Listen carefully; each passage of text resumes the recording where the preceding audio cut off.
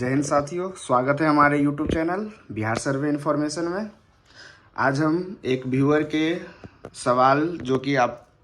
Thumbnail पे दिख गया होगा कि वंशावली बनाने में अगर कोई भाई, जैसे हम ये वंशावली बनाए हुए हैं, उनका ये क्वेश्चन है कि वंशावली बनाने में अगर कोई भाई हस्ताक्षर नहीं कर रहा है, जैसे इसमें से जो जिंदा व्यक्ति है वहाँ हमने वंशवृक्ष बनाया हुआ था, उसमें से अगर कोई साइन नहीं करता है, फिर उसके बाद है कि अगर कोई वंशावली, आप जैसे 4 भाई हैं और चारों भाई का वंशावली बनना है, तो अगर एक ही भाई वंशवृक्ष बना के सब चारों आदमी को जीरोक्स करके फोटोस्टेट करके दे देता है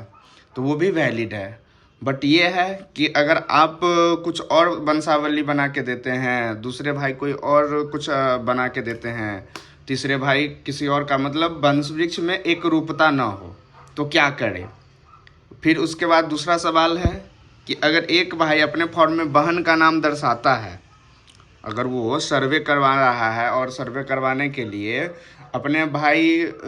जो है वो अपने बहन का नाम दे रहा है और दूसरा भाई है कि वो बहन को छांट रहा है, तो उस स्थिति में क्या होगा कि सर्वे फॉर्म रिजेक्ट हो जाएगा या मतलब गलत जानकारी के कारण दोनों का काम नहीं हो पाएगा। तो ऐसा कुछ इस वीडियो में हम क्लियर करने वाले हैं। अगर ऐसा केस रहे तो क्या होगा, इस वीडियो के माध्यम से हम सबसे पहले ये क्लियर कर देना चाहते हैं कि वंशावली बनना कहाँ से है, वंशवृक्ष बनेगा कैसे, कहाँ का बनने के बाद वो वैलिड होगा। इस बार जो सर्वे हो रहा है इसमें है कि रैयत की तरफ से प्रपत्र 2 जो कि स्वघोषणा के नाम से जानते हैं, और प्रपत्र 3(1) जिसको हम वंशावली के माध्यम से जानते हैं। तो जो ये वंशावली है आपका, अधिनियम की धारा जो है वो 5(1) के तहत ये खुद का वंशवृक्ष है। और वंशावली आप खुद इसको, आप होता है ना कि हमको किसी की ज़रूरत नहीं है, इसमें आप खुद से बना सकते हैं, स्व अभिपरिमाणित, जिसमें आपका साइन रहेगा, ये आप सर्वे में यूज कर सकते हैं। इसके साथ में है दूसरा पार्ट जो है वो कि वंशावली के आधार पर प्रत्येक उत्तराधिकारी का दखल। जैसे अगर वंशवृक्ष में हमारे 4 भाई हैं तो चारों भाई का अलग अलग खाता खेसरा में दखल होगा। अगर हो सकता है कि अगर आपका एक ही खाता हो, एक ही खेसरा हो, तब तो कोई नहीं है, तब तो आपका चारों नाम हो जाएगा और उनमें सब में सेम खाता, जितना रकबा बना हुआ है वो और चौहद्दी लिखा जाएगा। बट किसी स्थिति में होता है कि हमारे पूर्वज, हमारे दादा परदादा के नाम से 10 खाता है, 4 उसमें खेसरा है, या जितने ज़्यादा खेसरा है, तो लोग बंटवारा जो करते हैं, चाहे दखल जो होता है वो कोई मतलब होता है ना कि एक खेसरा इस भाई को दे दिया, एक खेसरा दूसरा भाई दखल कर रखा है, एक खेसरा तीसरा भाई कर रखा है। तो वैसे सिचुएशन में यहाँ पे जो भाई जिनका नाम होगा वो यहाँ रैयत का नाम होगा, उनके पिता का नाम होगा, स्थायी पता तो है ये, जो खाता में उनका दखल है वो यहाँ लिखाएगा। जो खेसरा में उसका दखल है, जैसे वो 2 खेसरा में कर रखे हैं तो दोनों खेसरा लिखाएगा, और दोनों खेसरा में कितना कितना रकबा कर रखे हैं, उसका चौहद्दी क्या है, तो ये वंशावली के आधार पे उत्तराधिकारी का दखल जो है वो लिखाना है इसमें। फिर इसी टाइप का दूसरा भाई है, उसका कौन सा खाता में, हो सकता है कि वो जो 2 ऊपर वाला 2 खेसरा है उसमें भी इनका दखल हो, तो वो भी जिक्र होगा, और कोई नया खेसरा है कि उसमें अकेले इनका दखल हो तो वो भी लिखाएगा। फिर इसी केस में 4 तीसरे का भी लिखाएगा, चौथे का भी लिखाएगा। तो ये हो गया दखल के आधार पे जो हम लोग फॉर्म भरते हैं, ये जो स्वघोषणा वाला भरते हैं, उसी के साथ में आपको ये भी लगा के देना है अगर आपका वंशज के नाम से ज़मीन और उनका मृत्यु हो गया है तो।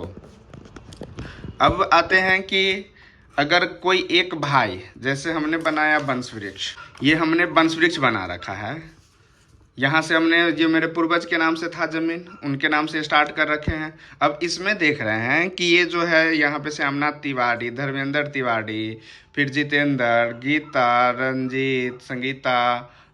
संजीत, मनोज, तो ये क्या है, ये जीवित वंशज है, जिसमें सही का निशान लगा हुआ है, वो जीवित वंशज है। इसमें से अगर हो सकता है कि 4 आदमी इस वंशावली से खुश हो और 4 आदमी इससे ना खुश हो, क्योंकि इस वंशवृक्ष में ये संगीता देवी जो बहन है उनका भी नाम दर्शाया गया है, एक यहाँ पर है इनका भी नाम दर्शाया गया है। तो कुछ लोग ऐसे करेंगे कि इनका नाम ही नहीं देंगे, कुछ लोग इसमें से अगर कोई बना रहे हैं इधर वाला वंशज, तो वो करेंगे कि इनका नाम छांट देंगे, फिर ये कर रहे हैं, पता चला ये इनका नाम दर्शा रहे हैं, तो ऐसे में एक रूपता नहीं रह जाती है। आप वंश वृक्ष तो दे रहे हैं भगवान तिवारी के नाम से ही, तो एक वंशावली में 10 आदमी दिख रहे हैं, दूसरे वंशावली में जो दूसरे भाई दे रहे हैं उसमें 8 आदमी दिख रहे हैं, तो यह हो गया ना कि ये एक रूपता नहीं रहा, एक वंशावली दूसरे वंशावली में एक रूपता नहीं रहा। तो उस केस में क्या होगा? उस केस में ये होगा कि सबसे पहला आप जो दिए हैं वो भी जाएगा सर्वे अधिकारी के पास जमा होगा,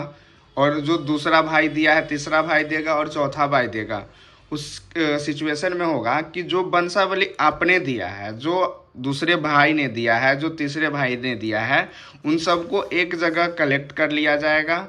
और आम सभा के माध्यम से जो इस बार सर्वे में जो प्रक्रिया है वंशावली सत्यापन का, उसमें है कि जितने भी, जैसे हमारे राजस्व ग्राम जो है वो 100 खेसरा का या 100 रैयत है, उसमें से जितने भी रैयत हमको डॉक्यूमेंट्स देंगे, तो ज़रूरी नहीं है कि सब आदमी वंश वृक्ष हमको दे, क्योंकि जिनके खुद के नाम से ज़मीन है वो तो वंश वृक्ष नहीं देंगे, वो तो सिर्फ अपना प्रपत्र 2 भर के देंगे और उनके साथ में जो डॉक्यूमेंट्स होगा वो लगा के देंगे। बट जिनके बाप दादा की संपत्ति है, वो ऐसा केस हो सकता है कि उसमें 50 वंश वृक्ष मिले, मतलब 50 वंशावली हमको मिले, तो उस वंशावली को हम लोग अलग कलेक्ट कर लेंगे कि ये वंशावली है, और उसमें वो जो वंश वृक्ष मिला है हमको, उसको रजिस्टर मेंटेन करते हुए किसी एक दिन आम सभा के माध्यम से जो भी वहाँ पे प्रतिनिधि होंगे उनकी अध्यक्षता में एक आम सभा होगा, जिसमें सर्वे अधिकारी एएसओ सर रहेंगे, फिर हमारे जो विशेष सर्वेक्षण कानूनगो है वो रहेंगे, फिर जिस मौजा का वंशावली सत्यापन होना है वो उनके विशेष सर्वेक्षण अमीन रहेंगे, और उसके बाद आम सभा लगेगा वहाँ पे।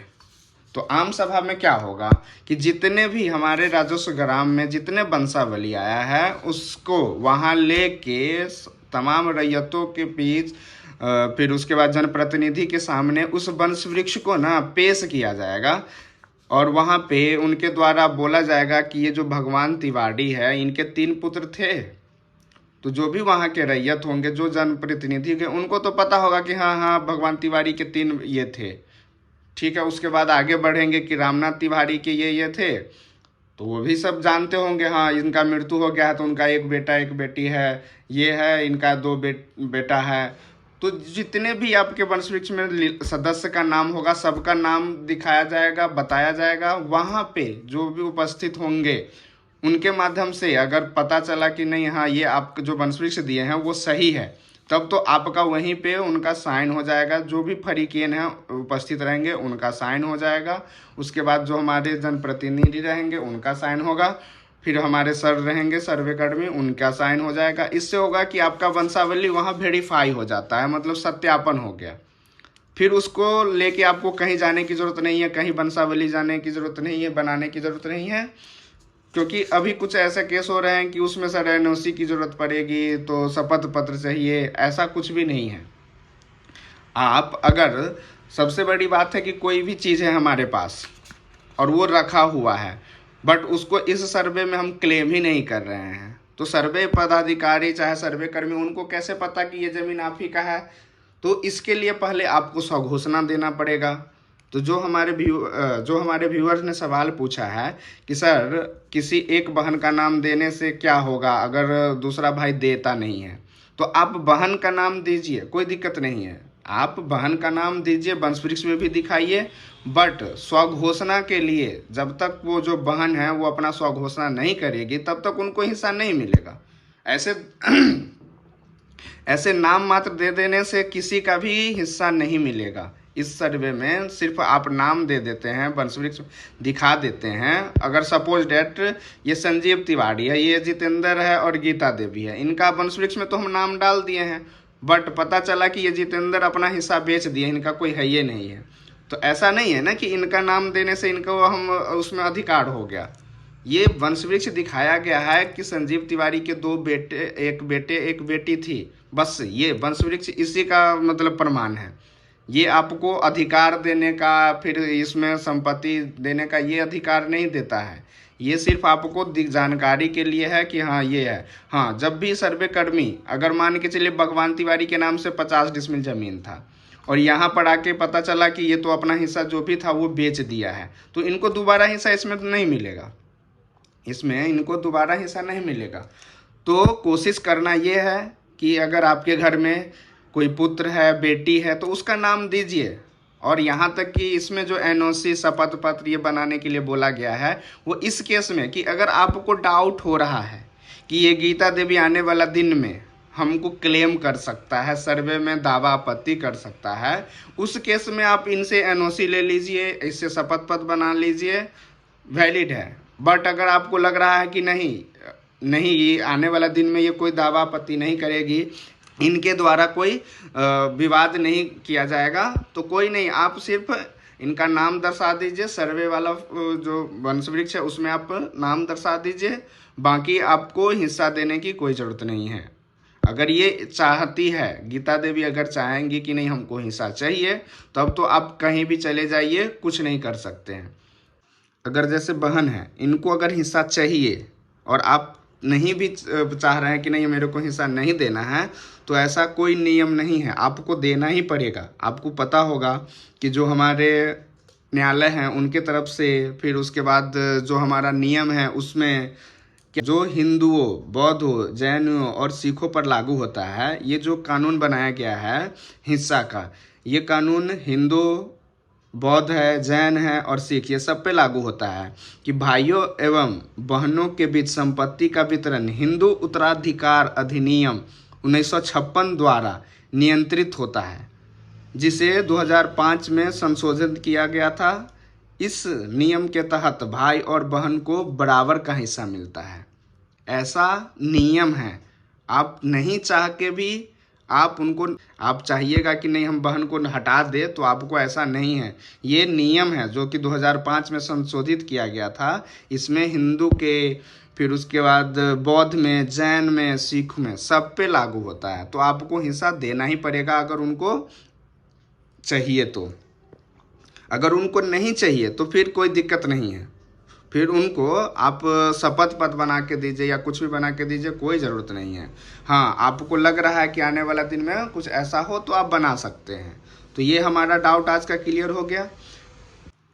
दूसरा केस था कि अगर कोई भाई का नाम देता है, कोई बहन का नाम देता है, अगर एकरूपता नहीं होता है, तो कोशिश करें कि आप जो दे रहे हैं आप सही जानकारी दीजिए। कोई 4 भाई में कोई एक तो सही जानकारी देंगे, तो आप जो देख रहे हैं, आप जो फॉर्म भर रहे हैं उसमें आप सही जानकारी दीजिए, आप उनका नाम सम्मिलित कीजिए, इससे कोई दिक्कत नहीं है। जो वंश वृक्ष बना है वो वेरीफाई तभी होगा जब आम सभा के माध्यम से वहाँ पे वेरीफाई होगा, तो आप सही जानकारी दीजिए।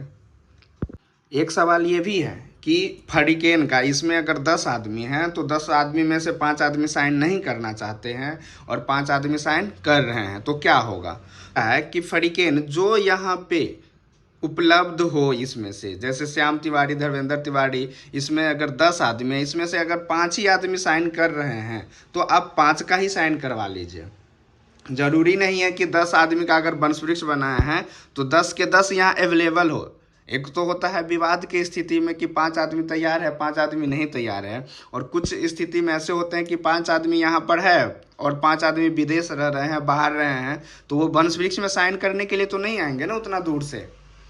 तो कोशिश ये करना है कि आप इसमें जितने फरीक है उसमें ज़्यादा से ज़्यादा साइन हो जाए। अगर हो जाता है तो बेटर है, अगर इसमें आप 2 ही आदमी हैं तो 2 ही आदमी साइन कर लीजिए, क्योंकि ये तो तभी वेरीफाई होगा। आप साइन करने के लिए इसमें 20 आदमी का साइन करवा लीजिए, बट वो वेरीफाई जब तक वहाँ पे आम सभा के माध्यम से नहीं होगा वो मान्य नहीं होगा। तो इसमें डरने की या ऐसा कोई बात नहीं है कि 2 फरीक नहीं कर रहा है, 3 फरीक नहीं कर रहा है। आप सही जानकारी दीजिए। आप अकेला अगर तैयार है, आप अकेले साइन करके आप उसको जमा कर दीजिए। ये स्वयं का वंशावली है, इसमें कोई ज़रूरत नहीं है कि हमको 50 आदमी का गवाह चाहिए, हमको मुखिया या सरपंच का करवाना है, तो ऐसा कुछ नहीं है। हाँ, अगर आपके पास जो सरपंच बनाते हैं, मुखिया जी बनाते हैं, या पंचायत समिति के माध्यम से बनता है, वो अगर है तो और भी ज़्यादा बेटर है। अगर नहीं है तो आप स्वयं का ये A4 साइज पेपर में बना सकते हैं। आशा करते हैं कि वंशवृक्ष से संबंधित, वंशावली से संबंधित सभी डाउट सबको क्लियर हो गया होगा। हमारे यूट्यूब चैनल बिहार सर्वे इन्फॉर्मेशन को सब्सक्राइब करें